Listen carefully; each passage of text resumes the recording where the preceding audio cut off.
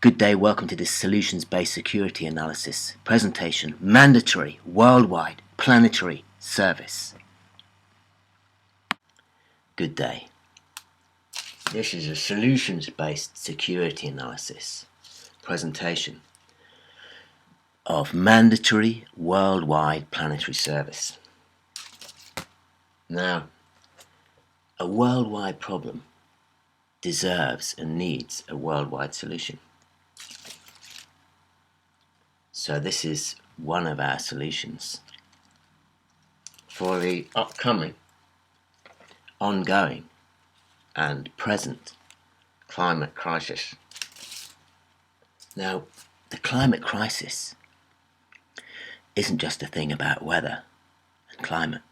It naturally involves security. It involves political processes. It involves economic processes. It's a multifaceted issue. So our proposal of worldwide mandatory planetary service for the youth is basically something, instead of national service where people formally and sometimes still do join the military services at a certain phase of their younger life, we propose that all youth, all young people, go in for several years in planetary service. This is a multifaceted thing. So young people will understand and be skilled in disaster prevention, disaster mitigation, disaster relief, for example. Everyone will be skilled in first aid. Everyone will understand and be able to carry out search and rescue. This multifaceted exercise will prepare the generation that's going to have to face the catastrophes that are unfolding, from the wildfires in California and Australia and in many places around the world, to the super typhoons that we've seen in the Philippines, multiple other disasters. There will unfortunately be further nuclear disasters such as Fukushima or Chernobyl. And in the midst of ongoing climate disasters, it's going to get harder. People are going to need to be better prepared. But this also needs to be an educational drive on other levels, so people will understand the futility and the danger of implementing things like nuclear power.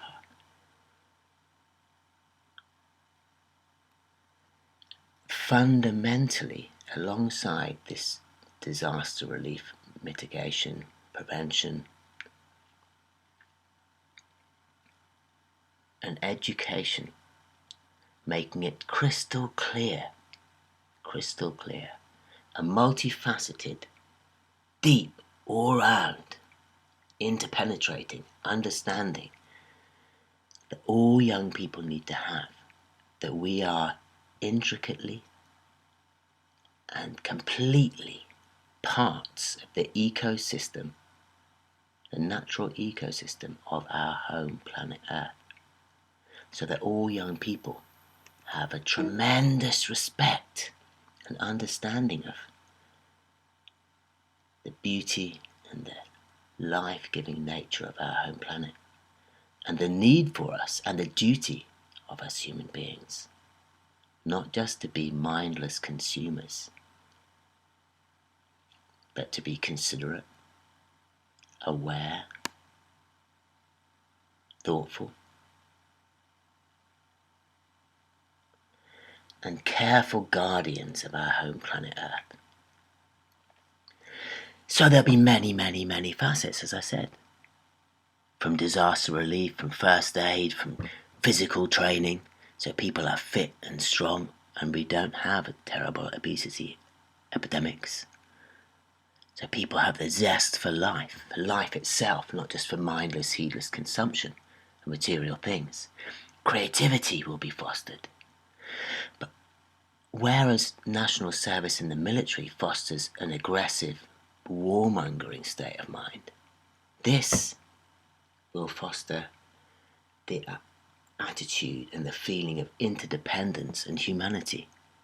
So all young people should understand and study the Universal Declaration of Human Rights and so on and so forth, so that people really respect our humanity, our shared humanity.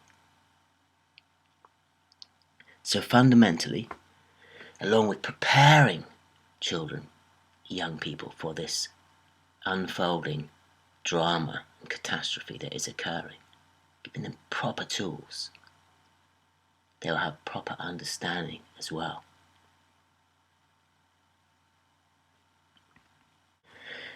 So, as I said, this goes into multiple levels in security and politics and economics. A sense of proportion will be taught in all things. It's disproportionate for some people, for example, to be staggeringly rich, while the vast numbers are staggeringly poor. The common myths, of course, are that hard work and intelligence bring these riches. But if that were the case, then Jeff Bezos, Richard Branson and Elon Musk would make Einstein look like an absolute fool, and Arnold Schwarzenegger and Olympic athletes would look like absolute weaklings. No, very, very rich people didn't get rich through being exceptionally intelligent or exceptionally hard-working. You can compare the super rich to any labourer, which is hard work, I can assure you. I've done quite a bit myself. Or factory workers who work 12, 14 hours a day. I haven't met any who are rich yet. And there's plenty of exceedingly bright minds that aren't rich. Anyway, we need understanding and intelligence in people, and that comes partly through a real proportionate look at things, and also basing your education in that which matters. You see, at the moment, people can leave school without, for example, knowing the name of a single native tree, but trees are life. Water is life.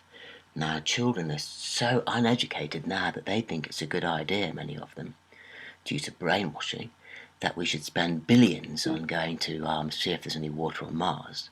Meanwhile, we're not taking care of water resources on planet Earth, which can result in the famine, the death of hundreds of millions, if not billions of people.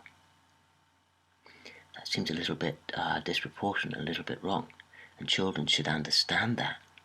There's a lot of space washing going on, and children need to understand that. So during the 60s, getting 40,000 of the best scientists from all around the world to try and solve a problem that didn't need to be solved, how to get to the moon, how to breathe in outer space, how to support life in outer space. No, if we'd used those resources, those scientists, and put the intelligence in the right direction, then sure we would have got spin-offs in technology as well, but we would have got problems solved. But the powers that be didn't want that, because they can make and control a lot more through a controllable resource such as oil, rather than free energy, which everyone could have, for example, had really good solar power cells on their houses. We could have had really good batteries by now, which don't need to be replaced all the time, which aren't too toxic, diddly-diddly-do. You could solve all sorts of problems, but you couldn't have made loads of money and controlled it.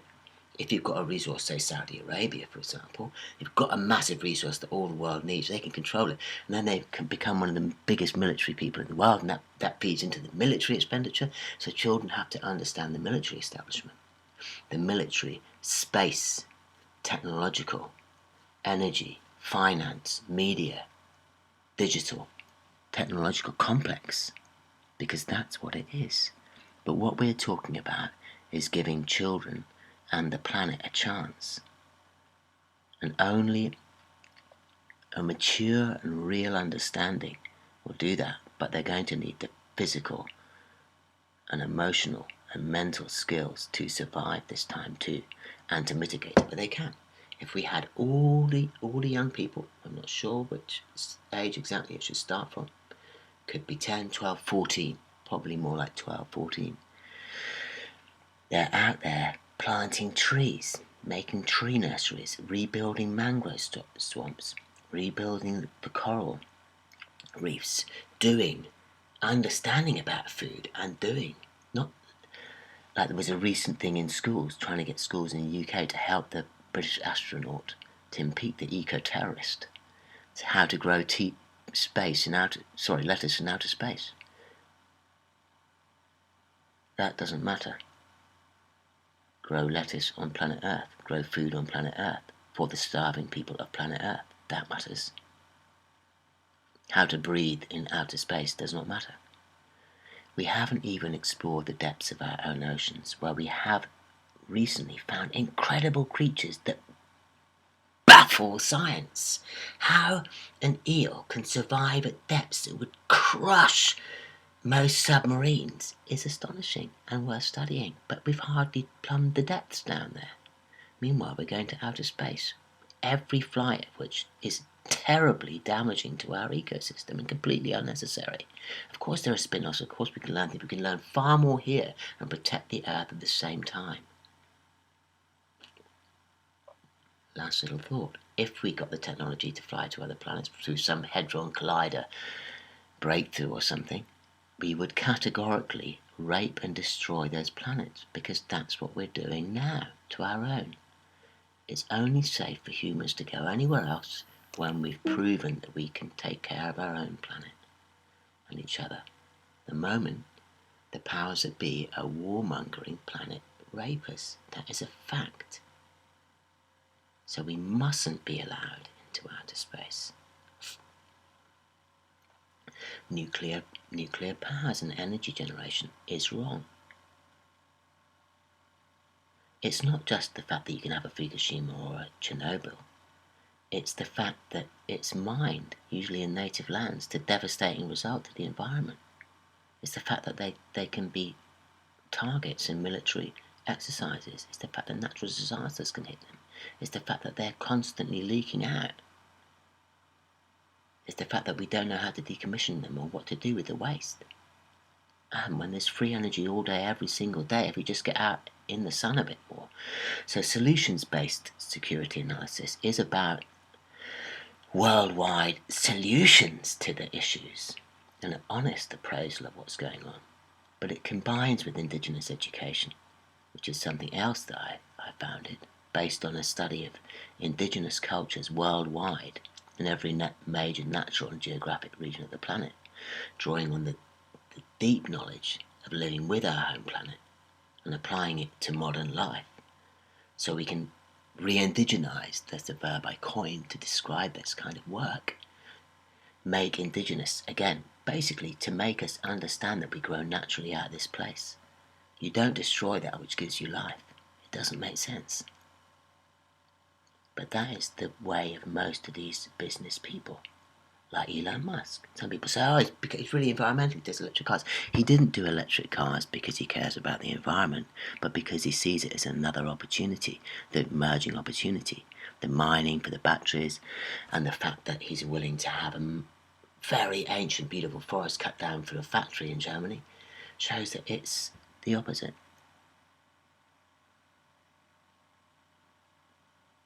Solutions need to be thought through carefully and analysed properly to make sure they're not just further destruction. A lot of times when companies say they're planting trees, they're just planting a monoculture. And sometimes they're even planting it to harvest it, to just cut it down.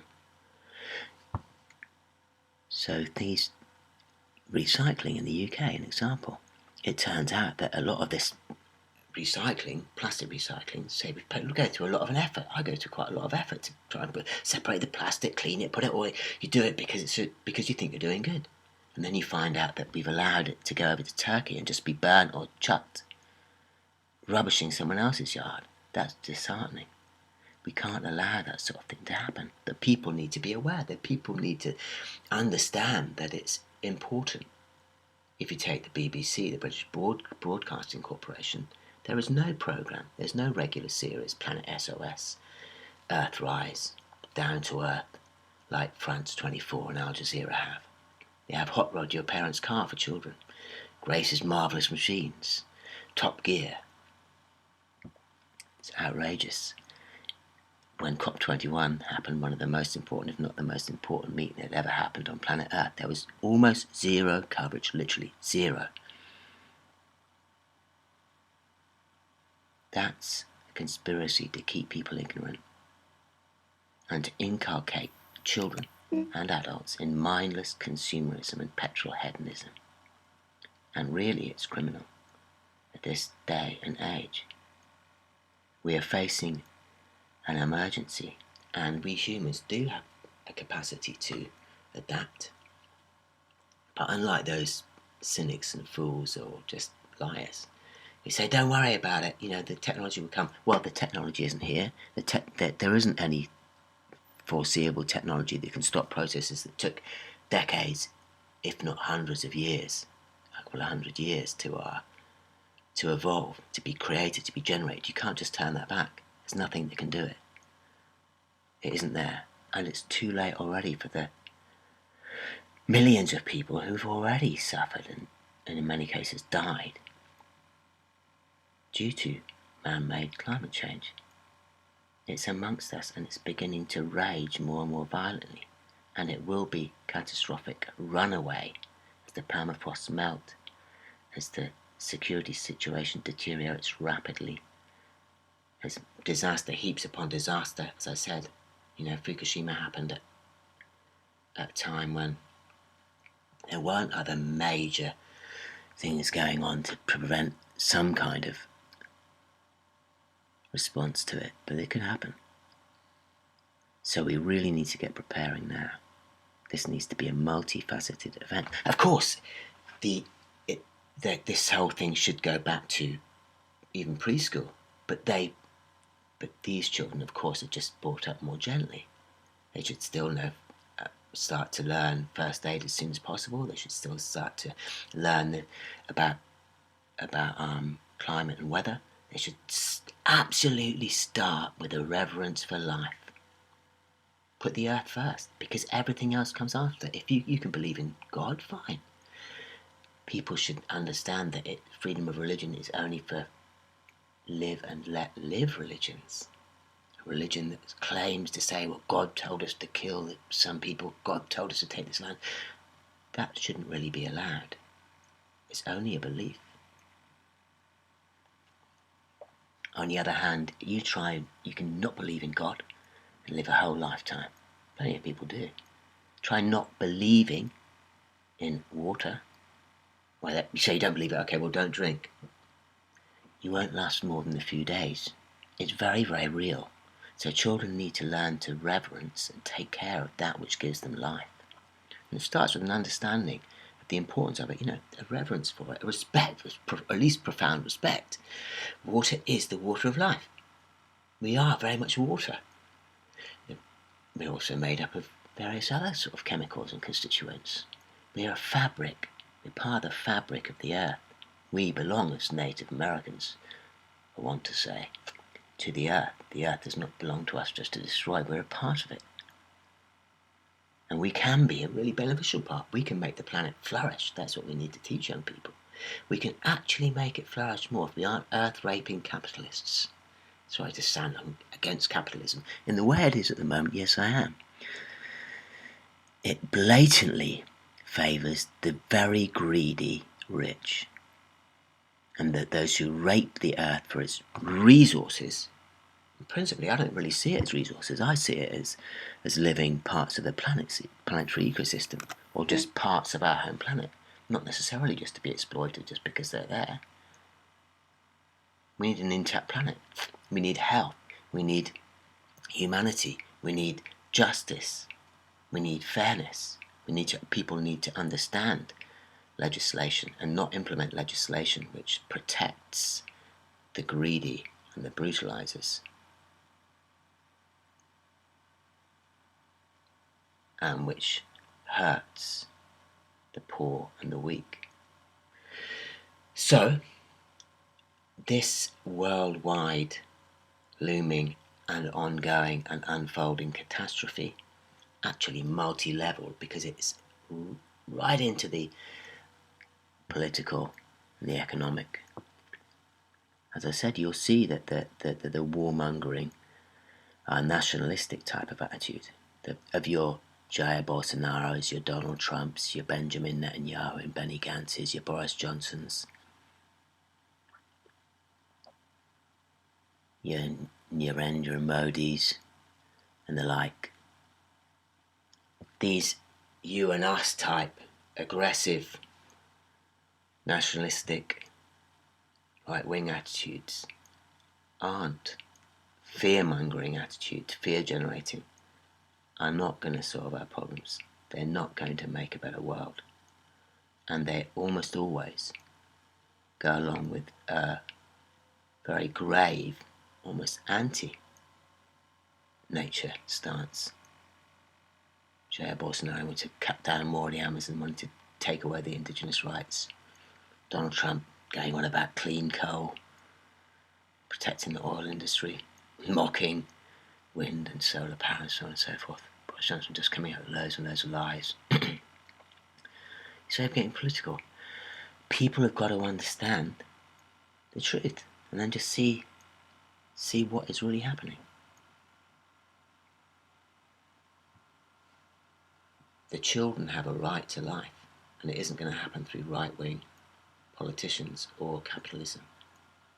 It can never be delivered by those things. Just basically seek their own self-serving ways. So, this is a solutions-based security analysis and indigenous education. Film of mandatory worldwide planetary service for the youth and an overall planet, nature-based, human rights-based education from preschool, and a demand that all media gives climate and nature and human rights its justified and rightful place in the public discourse. So take care of the planet, safeguard the children, and have a good day. Thank you. Lastly, clearly, a lot of people won't like what I've said. You capitalists, you right-wing nationalists. And it may not be adopted. This proposal may not be adopted immediately as it should be. But we can all do our little bit in our own families, in our own lives. And maybe, who knows, maybe it will get adopted. When enough people start to care. So I guess we can never give up. Just keep on going. Know what's right. Keep going for it. Have a good day.